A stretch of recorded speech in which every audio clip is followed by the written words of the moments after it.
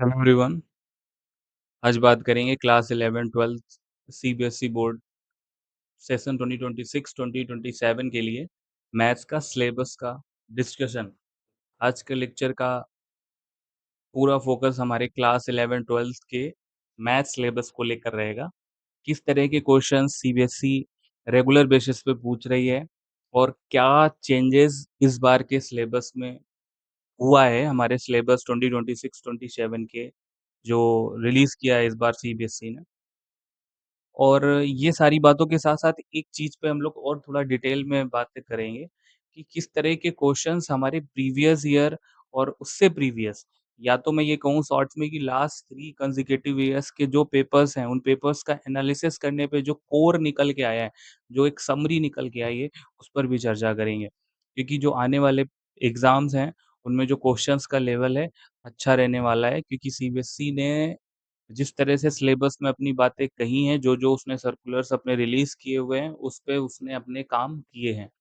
और हमारी जो 11-12 की जो मैथ्स की टेक्स्ट बुक हैं, एनसीईआरटीज़ हैं, एग्ज़ेम्पलर हैं, इन सब में अभी हमको कुछ क्वेश्चंस की कमी समझ में आती है। कमी मेरे कहने का अर्थ इस बात से है कि जैसे हमारे केस स्टडी बेस्ड क्वेश्चंस की कमी है। बहुत सारे ऐसे क्वेश्चंस की टाइप हैं जो बोर्ड्स में सीधे आ जाते हैं, लेकिन हमारी बुक्स में वो वेटेज उनका कम दे रखा है। तो हमें किस आउटसोर्स का इस्तेमाल करना है इन क्वेश्चंस को करने के लिए, क्योंकि हम जब बोर्ड्स में जाएँ तो हमको डायरेक्टली पैनिक ना हो। और स्पेशली क्लास 11th के जो बच्चे हैं, अभी 10th आप पास आउट होकर आए हो, क्लास 11th वालों को थोड़ा-सा ध्यान और पेशेंस के साथ सुनना पड़ेगा। और क्लास 12th वाले बच्चे, आपने 11th आपने उम्मीद करते हैं आपने बहुत अच्छे से की होगी। अब आपका बड़ा ही क्रूशियल टाइम है, आप क्लास 12th में आए हो। क्लास 11th में आपने जो कुछ भी यूज़ किया है टेक्नोलॉजी, जो भी जिस भी मेथड से, जिस तरह की अप्रोच से पढ़ाई की हुई है, उसका आपको बेनिफिट मिलेगा क्लास 12th में। और जिस बच्चों ने बिल्कुल भी नहीं पढ़ाई की है क्लास 11th में, मतलब उतना फर्स्ट ईयर बोलते हैं इसको, first year is the rest year वाले कॉन्सेप्ट में जीवन जिया है, उन बच्चों के लिए भी क्लास 12 उतना दिक्कत नहीं देगा, लेकिन अभी से उनको बड़ा ईमानदारी से लेकर पढ़ना पड़ेगा।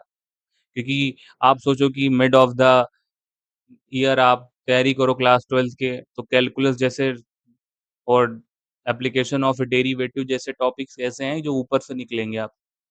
तो थोड़ा-सा जिसने क्लास 11 बहुत अच्छे से की है, उसके लिए थैंक यू, बहुत बढ़िया। लेकिन जिस बच्चे ने 11th को मज़ाक में निकाला है, थोड़ा सीरियसली नहीं लिया है, उन वाले बच्चों को थोड़ा-सा ध्यान देने की ज़रूरत है।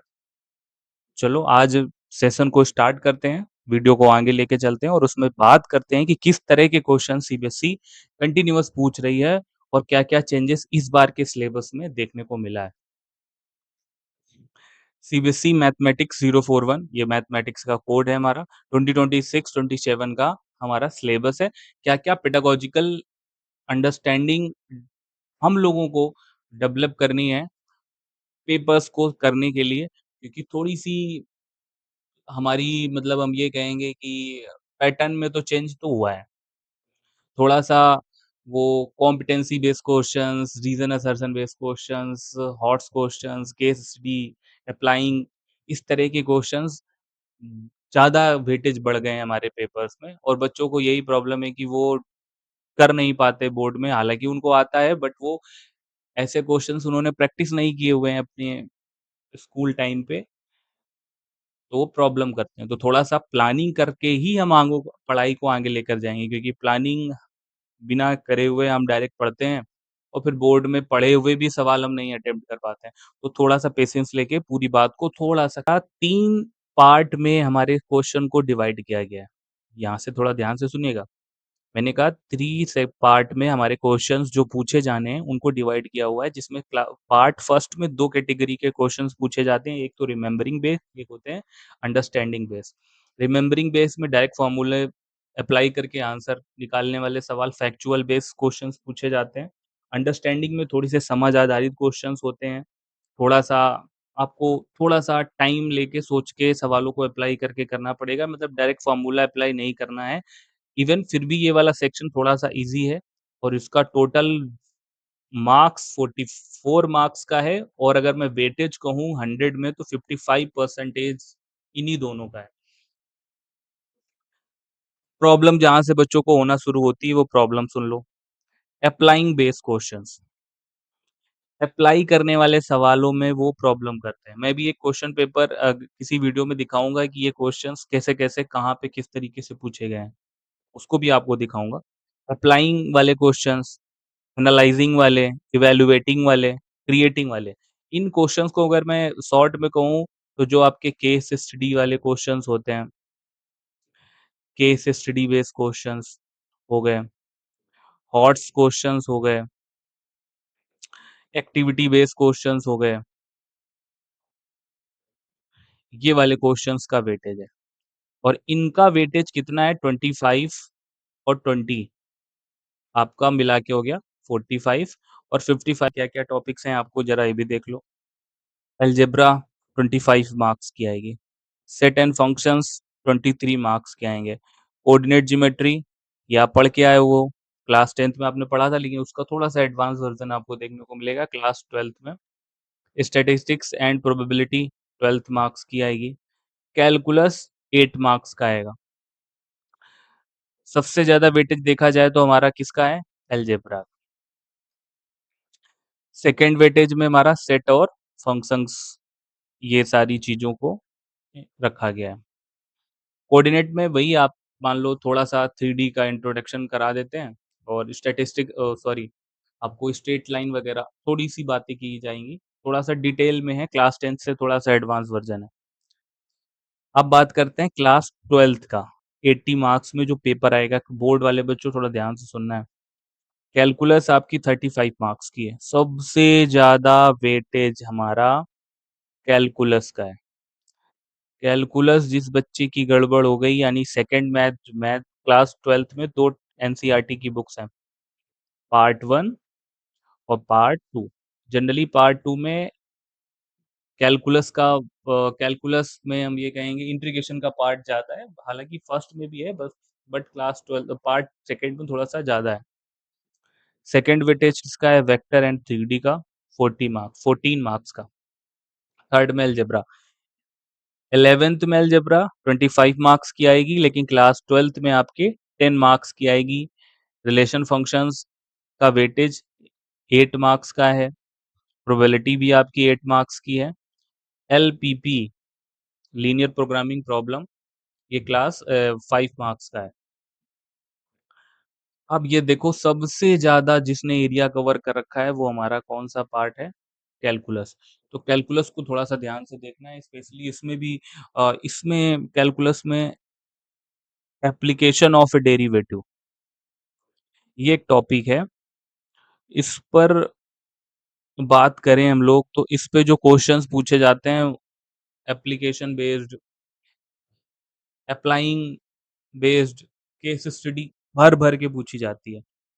केस स्टडी में सबसे ज़्यादा मोस्ट प्रोबेबल जो पेपर में पूछा जाता है, ये 2 चैप्टर्स हैं, जिसमें से एलपीपी के क्वेश्चंस की वर्ड प्रॉब्लम हालाँकि रिड्यूस कर दी है सीबीएसई ने इस टाइम से।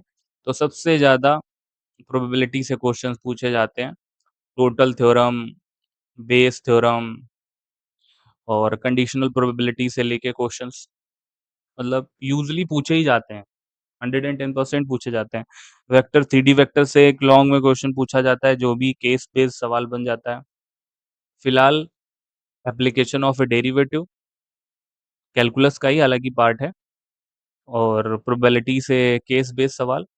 बाद बाकी आप सारा मिला के देखोगे तो 80 मार्क्स में जो उन्होंने क्वेश्चन पूछने का जो तरीका बताया था, उन्हीं तरह से क्वेश्चंस पूछे जाएँगे। क्लास 11th में 25 मार्क्स, सबसे ज़्यादा वेटेज अलजेब्रा का है। जबकि क्लास 12th में सेकंड हाईएस्ट हमारा क्या है? सेट फंक्शंस, कोऑर्डिनेट ज्योमेट्री, ये डाउन टू अर्थ है, मतलब डाउन, ऊपर से नीचे, टॉप टू बॉटम की ओर ग्राफ लिखा हुआ है, मतलब एक हायरार्की बनी हुई है। उसको थोड़ा-सा ध्यान से समझना है, जिसमें से अगर हम बात करें अलजेब्रा में हमारे जो टॉपिक्स आएँगे वो कॉम्प्लेक्स नंबर, लीनियर इनइक्वालिटी। अच्छा, मैं बता दूँ जो लीनियर इनइक्वालिटी है, इसको ही आगे जिस बच्चे मतलब यहाँ पे आप जो इस टॉपिक को आप पढ़ोगे, ये आपको बहुत सारे चैप्टर्स में मदद करेगा। आपको रिलेशन फंक्शंस में डोमेन और रेंज निकालने वाले चैप्टर्स में हेल्प करेगा और बहुत ज़्यादा हेल्प करता है ये वाला टॉपिक यहाँ पे बहुत अच्छे से फिनिश कर लेने पर, जो क्लास 12th में एलपीपी एक चैप्टर्स है, वहाँ पे बहुत मदद करता है। परम्यूटेशन अच्छा आगे चलते हैं permutation and combination, binomial theorem, sequence and series. ये हमारे अलजेब्रा के पोर्शंस हैं। Set relations, trigonometry functions, coordinate में straight line, conic section. Conic में भी 4 चीज़ें आपको पढ़ी मतलब बताई जाती हैं, जिसमें से हम लोग सर्कल सबसे पहले पढ़ते हैं, फिर पैराबोला, हाइपरबोला, इलिप्स, इस तरह के टॉपिक्स को अपन लोग कवर कर रहे होते हैं। स्टैटिस्टिक्स में वही मीन वेरिएंस, प्रोबेबिलिटी में हमारी थोड़े से एडवांस क्वेश्चन क्लास 10 से होते हैं। कैलकुलस में हमारे लिमिट्स एंड डेरिवेटिव। यहाँ से हमारी क्लास 11 से कैलकुलस का स्टार्ट शुरू हो जाता है, जिसमें हम लोग लिमिट्स एंड डेरिवेटिव पढ़ रहे होते हैं और इसी को ब्रॉड लेवल पे हम लोग क्लास 12th में आके पढ़ते हैं।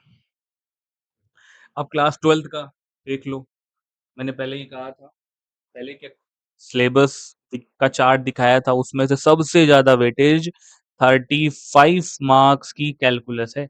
आप ये मानो, मैं फिर से बता दूं, क्लास 12th का 80 मार्क्स का जो पेपर है, 80 मार्क्स के पेपर में से 35 मार्क्स सिर्फ कैलकुलस ने कवर कर रखी है, जिसमें से continuity, differentiability, integral, differential equation.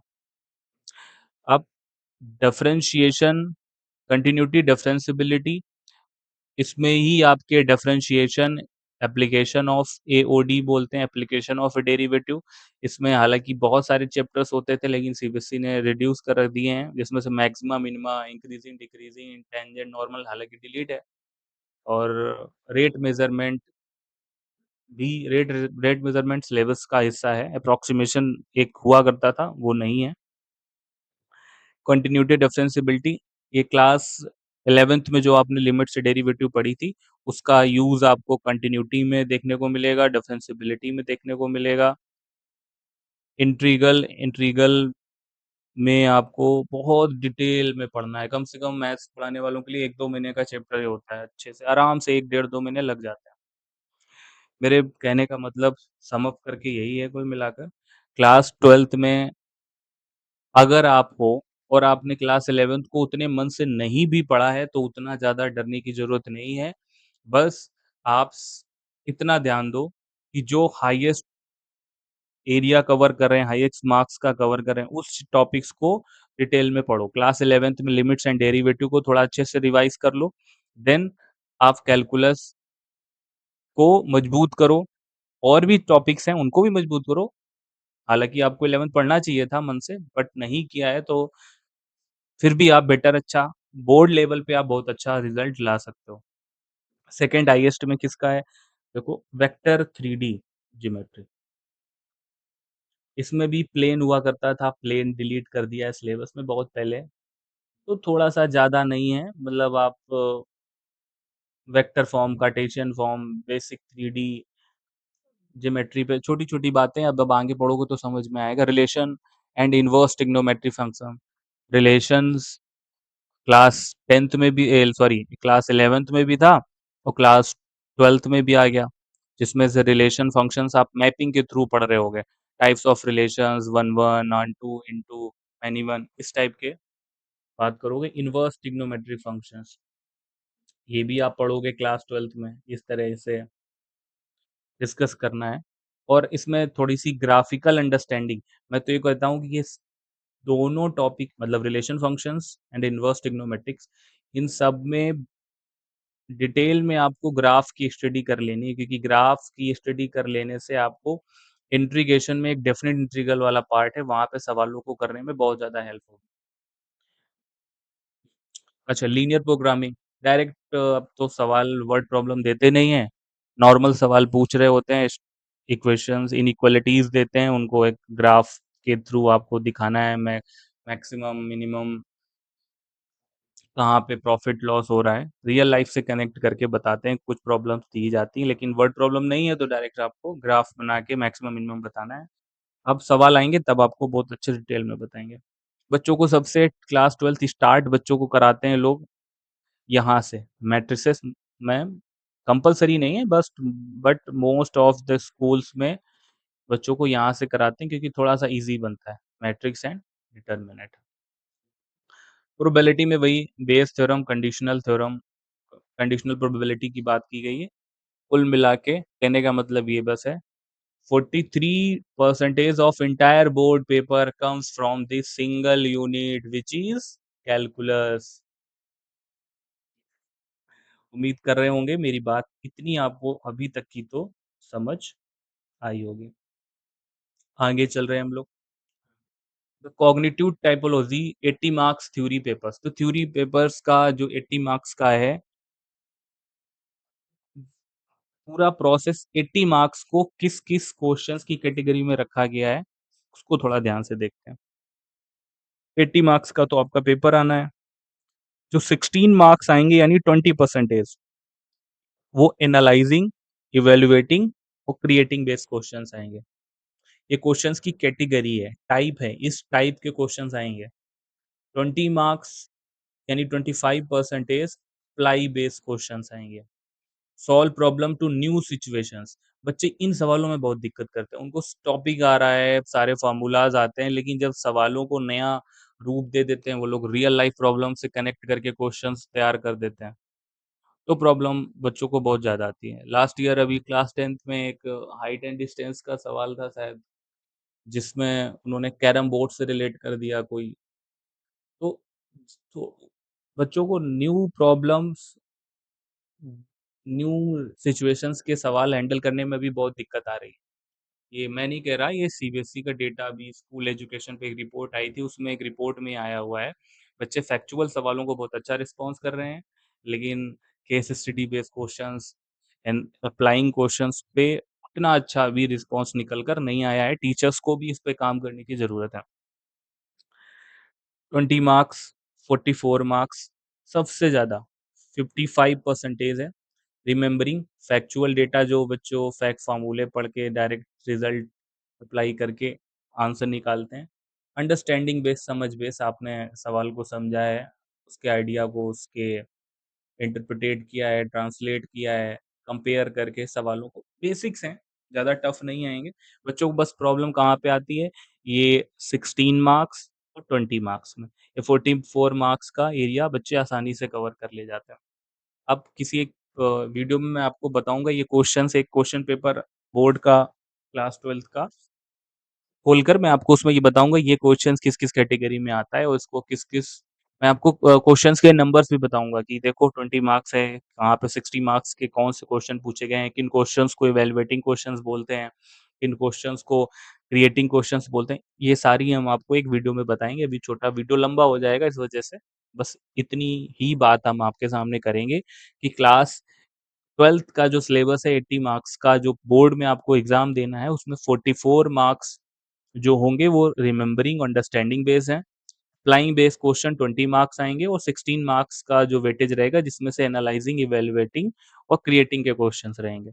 और सेकंड चीज़, जो सिलेबस है, सिलेबस में 35 मार्क्स, जो 80 मार्क्स के पेपर में 35 मार्क्स आ पाएँगे कैलकुलस का है, बाद बाकी रिमेनिंग जो टॉपिक्स आपके डिस्प्ले पे शो हो रहे हैं। 20 मार्क्स आपको पता ही है, ये बताने की ज़्यादा ज़रूरत नहीं है कि पीरियोडिक टेस्ट स्कूल्स में होते हैं। Pen paper assessment, balance, very short answer, long answer format, इस तरह से किए जाते हैं। और 10 मार्क्स मैथमेटिक्स एक्टिविटी, जो लैब मैनुअल्स आप तैयार करते हो, जो टीचर्स अपने हिसाब से क्लास में रूम में करा रहे होते हैं, उसके 20 मार्क्स दिए जाते हैं। कैलकुलेटिंग पीरियोडिक टेस्ट, जो 20 मार्क्स का जो नंबर है, उसको pre mid, mid term, post mid term, इन तीनों में से कोई बेस्ट 2 के आपको नंबर एवरेज मार्क्स लेकर आपको अपलोड करते हैं टीचर्स। हालाँकि मैं कहूँ तो इस पार्ट में सारे स्कूल वाले आपको अच्छे मार्क्स दे ही देते हैं।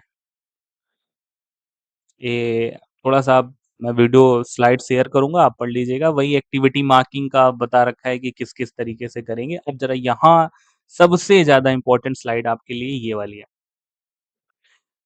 कुछ वर्ड्स आपको दिक्कत देंगे, इस वजह से मैं पहले आपको उसके बारे में पहले बता देता हूँ। बच्चों, असेसमेंट का मतलब क्या होता है? आपको पता ही होगा।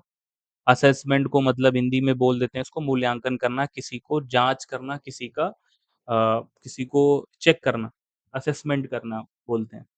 असेसमेंट 2 कैटेगरी के होते हैं, एक होता है फॉर्मेटिव, एक होता है सबमिटिव।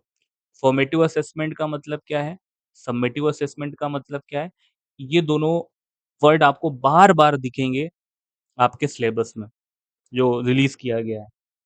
और इस साल वैसे तो सारा डिट्टो सारे page as it is same ही है सिलेबस में, लेकिन जो ये पेज जो न्यू था 2025-26 2026-27 में ये वाला पेज थोड़ा-सा न्यू ऐड हुआ था, जिसको हम मुझे आपको बताना था और उसमें ये कुछ वर्ड्स बार-बार आएँगे तो मैंने थोड़ा-सा इसको सामने एक तो वीडियो फ़ोटो के माध्यम से और मैं आपको भी एक्सप्लेन करके भी आपको समझाता हूँ। अब ज़रा समझना। फॉर्मेटिव असेसमेंट और सबमिटिव असेसमेंट। फॉर्मेटिव असेसमेंट का मतलब क्या है? आप क्लास में जो एक्टिविटी कर रहे हो, क्लास में जो रूम में पढ़ाई जा रही है, जो टॉपिक्स पढ़ाए जा रहे हैं, अ, ग्रुप वर्क दिया जा रहा है, होमवर्क दिया जा रहा है, सर्वे कराए जा रहे हैं, कुछ पोल्स हैं, पीयर असेसमेंट है मतलब ग्रुप में बैठ के सीख रहे हो, स्टूडेंट्स से कन्वर्सेशन कर रहे हो। ये डेली लाइफ वाली एक्टिविटीज़ का असेसमेंट किया जाता है फॉर्मेटिव असेसमेंट में, लेकिन सबमिटिव असेसमेंट वो वही वाला असेसमेंट है जो बोर्ड एग्ज़ाम होते हैं। एंड में रिज़ल्ट मतलब एंड में सारा उसका इवैल्यूएट किया जाता है। ग्रेड दिए जाते हैं, सेमेस्टर्स, एग्ज़ाम, पीरियड, यूनिट, लेकिन फॉर्मेटिव असेसमेंट आपके हॉले डेली लाइफ एक्टिविटी को मैनेज करता है। इसका कोई report card as such as नहीं तैयार किया जाता। ये बात की गई है। अब थोड़ा-सा पढ़ लेते हैं इसका पर्पस क्या है। Gauge student learning and provide feedback मतलब बच्चे को लर्निंग के टाइम पे जो प्रॉब्लम्स आ रही हैं उनको उसको उसका सॉल्यूशन प्रोवाइड करा देना। इवैल्यूएट ओवरऑल अचीवमेंट, आप समझ रहे हो ना ओवरऑल अचीवमेंट कब इवैल्यूएट किया जाएगा? वही लास्ट के एग्ज़ाम में second unit test, fourth unit test मतलब जो एग्ज़ाम्स करे जाते हैं जिसमें आपको ग्रेड मिलते हैं, मार्क्स मिलते हैं, रिपोर्ट कार्ड तैयार होता है, वो समेटिव असेसमेंट है। फॉर्मेटिव में डेली लाइफ एक्टिविटीज़ आप कैसे बात कर रहे हो, कैसी एक्टिविटी आप कर रहे हो, आप ग्रुप में कितना अच्छा परफॉर्मेंस दे रहे हो, आप क्लास में हमने कोई क्विज़ पूछा आपसे, कोई क्वेश्चनिंग पूछी तो आप कितना एक्टिव हो, कितना आंसर देते हो डेली बेसिस पे, ये तरह के असेसमेंट हमारे फॉर्मेटिव असेसमेंट में आते हैं। तो सीबीएसई कितना स्मार्ट है ज़रा समझना इसी पॉइंट में। क्लास 11 2026-27 का जो इस बार में जो नया न्यू पेज ऐड किया है उसको ज़रा ध्यान से सुनना। The following topics are included in the syllabus but will be assessed only formatively to reinforce understanding without adding to summative assessment. मतलब वो ये कहना चाहते हैं कि ये जो सिलेबस भाई साहब उन लोगों ने डिलीट कर रखा था, वो वाला सिलेबस भी आप अपने स्कूल्स में टीचर से पढ़ सकते हो और वो पढ़ा भी सकते हैं, आप उनको मना नहीं करोगे इस तरीके का। वो इसलिए क्योंकि वो आपकी अंडरस्टैंडिंग को मजबूत करते हैं। इन्होंने ये सारे चैप्टर्स डिलीट कर रखे थे, जो-जो इसमें टॉपिक्स रिलेटेड हैं, वो डिलीटेड ही टॉपिक्स का सारा सेक्शन है। लेकिन फिर भी आपको ये अगर स्कूल्स में पढ़ाया जा रहा है, तो आप पढ़ो।